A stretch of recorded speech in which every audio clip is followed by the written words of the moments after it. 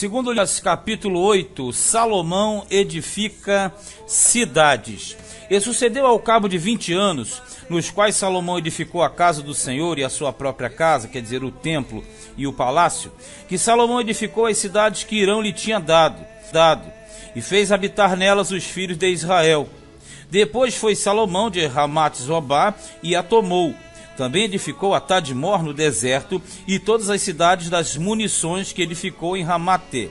Edificou também a alta Bet-Horon e a baixa Bet-Horon, cidades fortes com muros, portas e ferrolhos, como também a Baalate e todas as cidades das munições que Salomão tinha, e todas as cidades dos carros e as cidades dos cavaleiros, e tudo quanto, conforme o seu desejo, Salomão quis edificar em Jerusalém e no Líbano e em toda a terra do seu domínio. Bem, essa parte aqui do versículo 1 ao versículo 6 fala justamente da conclusão das obras de Salomão. Ele concluiu o templo e o palácio em 20 anos e depois ele edifica as cidades que Irão lhe tinham dado. Essas cidades aqui que Irão tinha dado, no caso, eram cidades de fronteira. Então, na verdade, foram várias cidades que o próprio Salomão tinha dado a Irão.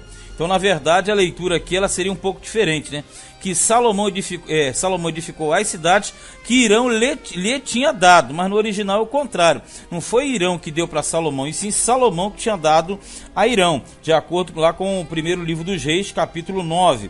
Ali fala que Salomão deu a Irão algumas cidades da fronteira. Essas cidades ficavam na região da Galileia, a parte norte do mapa, que era justamente aquela fronteira entre Tiro, Sidom, e geralmente se atribui essas terras a terras ruins, terras pantanosas, né?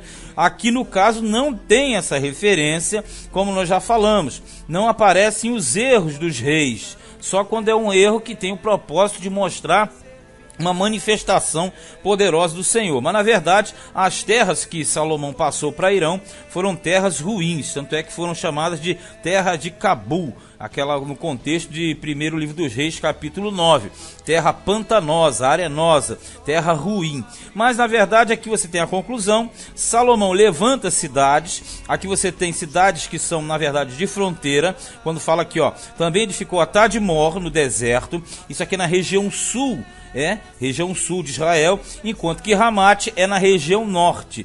Isso mostra o quê? Que Salomão ele edificou cidades estratégicas, fortalezas para servirem de postos militares. Mas na verdade não havia guerra na época de Salomão, porque o reino de Salomão ele foi todo de paz. E aqui fala também de outras construções, como Tadmor, que é conhecido também como Palmira. Essa cidade tem o nome mudado. E ali, na verdade, você tem várias regiões que simbolizavam as fronteiras de Israel.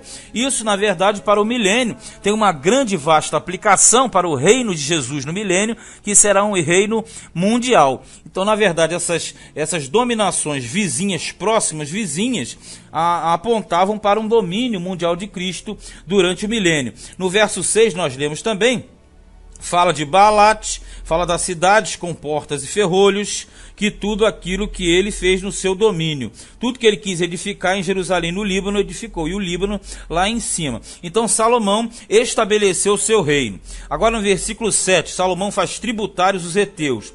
Os heteus, na verdade, eram os estrangeiros que estavam debaixo do domínio de Salomão. E o seu pai Davi tinha justamente dominado e passado esse domínio a Salomão.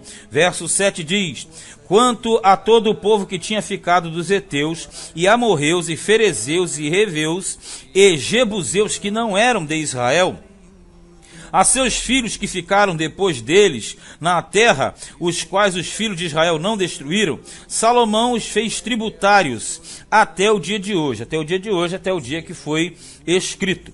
Porém, dos filhos de Israel, de quem Salomão não fez servos para a sua obra, mas eram homens de guerra, chefes dos seus capitães e chefes dos seus carros e dos seus cavaleiros. Estes, pois, eram os chefes dos oficiais que o rei Salomão tinha, 250, que presidiam sobre o povo. Isso aqui é a questão da organização militar desenvolvida por Salomão. E Salomão fez subir a filha de Faraó da cidade de Davi, para a casa que lhe tinha edificado. Quando fala cidade de Davi, é Sião, uma parte de Jerusalém. Porque disse: minha mulher não morará na casa de Davi, rei de Israel, porquanto santos são os lugares nos quais entrou a arca do Senhor.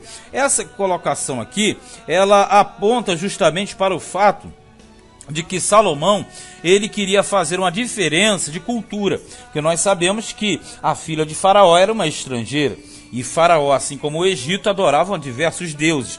Então Salomão, para que essa pessoa, que no caso era a filha de Faraó, aquela que ele casou, para estabelecer alianças políticas, e nós aprendemos essas questões políticas no livro de Reis, aqui já pega mais para um outro lado, e fica bem evidenciado, no sentido de que ele não quis que ela habitasse na casa de Davi, no palácio de Davi, e posteriormente no seu, porque o palácio de Davi passou a ser o palácio de Salomão, só que na verdade teve uma outra mega obra ali em cima. Ele não colocou a filha de Faraó junto, como que se fosse uma pessoa inadequada, que agrediria a santidade de Deus.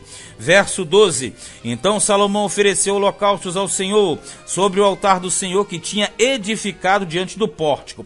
O pórtico é a fachada do templo, é o saguão principal. Isso segundo o dever de cada dia, oferecendo segundo o preceito de Moisés, nos sábados, que é a virada da semana, e nas luas novas, que é a virada do mês, ou era a virada do mês, e nas solenidades, 3 vezes no ano, na festa dos pães asmos, que é o mesmo que Páscoa, na festa das semanas, que é o mesmo que Pentecostes, e na festa das tendas, que é o mesmo que festa dos tabernáculos. Também, conforme a ordem de Davi, seu pai, ordenou as turmas dos sacerdotes nos seus ministérios, como também as dos levitas acerca dos seus cargos, para louvarem a Deus e ministrarem diante dos sacerdotes, segundo o que estava ordenado para cada dia, quer dizer, segundo as turmas que Davi já deixou previamente estipuladas. E os porteiros pelas suas turmas a cada porta, porque tal era o mandado de Davi, homem de Deus, porque Davi que planejou tudo isso. E não se desviaram do mandado do rei aos sacerdotes e levitas, em negócio nenhum, nem acerca dos tesouros. Assim se preparou toda a obra de Salomão, desde o dia da fundação da casa do Senhor até se acabar. E assim se aperfeiçoou a casa do Senhor, ou seja, o templo.